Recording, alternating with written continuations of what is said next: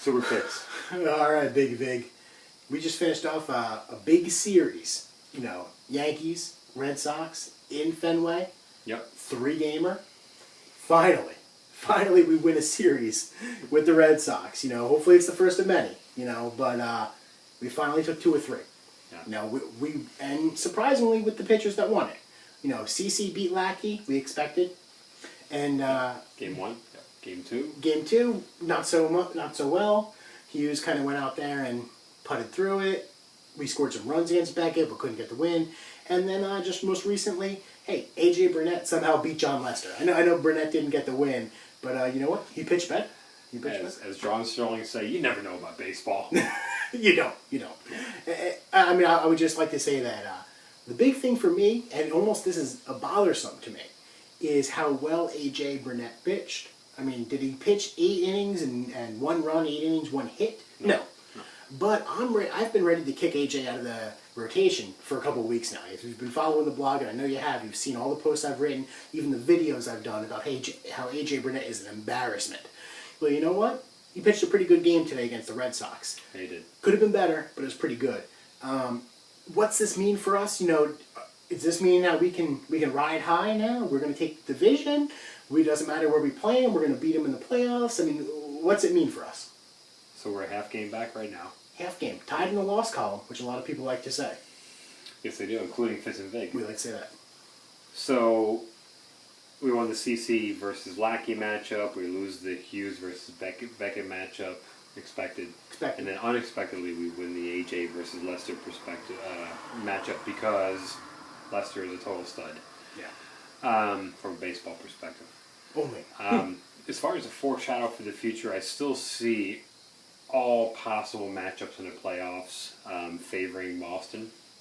I think their rotation 1 through 3 versus our 1, 2, 3. Really, probably all through 1, 2, 3 favors the Red Sox. Even when you get to the 4-starter, probably favors Red Sox.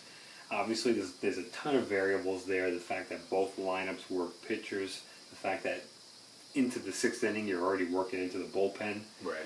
I don't see a lot of foreshadowing. I just see randomly at some point we have to stop losing to the Red Sox, and this week we ended up winning 2 out of 3. You know we did. And here's a couple things that I noticed from the couple games. Yeah. Is I did not see a lot of clutch hitting from the Yankees. That's what I was hoping for. You know, sure, we drove in, especially in Game 1, a good number of runs. We did score a couple 2-out runs. But overall, I did not see a lot of those 2-out base hits, I'd like to say. You know, Montero came up. What was it ridiculous? He came up with a total of 9 runners on base in Game 3 of the series, drove in 0 of them. 0. He's a kid, though. But he's a kid. Yeah. I mean, that's not my point. The other thing but DJ 4K was I mean, DJ 4K batted 300 through the series, but also didn't drive anybody in. No impact hits. But here's what I did like to say, is we did get to some of their tough pitchers. You know, Beckett, who just been dominating us. I mean, killing us for years. Yeah. We got to him. We scored 5 runs off of him. You know, we got to Lester. We drove him out in the 6th. And, you know, when you bring in a bullpen, you know, Yankees and the Red Sox both feast off of bullpens. I mean, another thing that I like that we saw, we shut down Adrian Gonzalez. You know, their top player. Yeah. And, you know, we held him to, I think, 1 for 12 for the series, 1 for 13. You know, there's a lot of positives to take out of this series, and you have to think we have the momentum at this point. A couple variables. A-Rod out for the Yankees this series. Youkilis and J.D. Drew out for the Red Sox. I can't say it's a 1-to-1 wash because ultimately A-Rod's 1 player and Youkilis and Drew are 2 starting players. Mm-hmm. For me, you can always say that any game for the Red Sox or Red Sox versus Yankees is a toss-up because there's just so many variables. But long run, you've got to like the Red Sox rotation better than you like the Yankees rotation. And as good as the Yankee bullpen is, every person within that Red Sox bullpen seemingly came out throwing 97 with nasty hooks. You know what? You're right. I mean, as far Wheeler, as you know, who's the other couple of rookies just throwing nasty. You know, it's funny. The guy who throws the hardest of anybody from the Red Sox bullpen is that Daniel Bard guy. We got to him. And we got to him. Yeah. And the thing is, everybody gets to him. So I'm not sure if there's a pure correlation between throwing 150 miles an hour and not getting hit.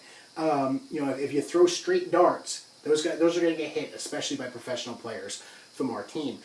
One thing I like that we did, we worked the count a lot. Andrew Jones had a 14 pitch at bat earlier this game, or in Game 3, which was beautiful to see. Leadoff then, because I want him doing that 5 times a game. I love it. I mean, if you could do that 5 times, get 70 pitches from one player, that'd be a beautiful thing.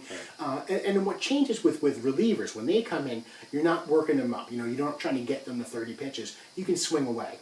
And they don't have the same stuff that starters do. So I've always been a big fan of just get the starter out of the game.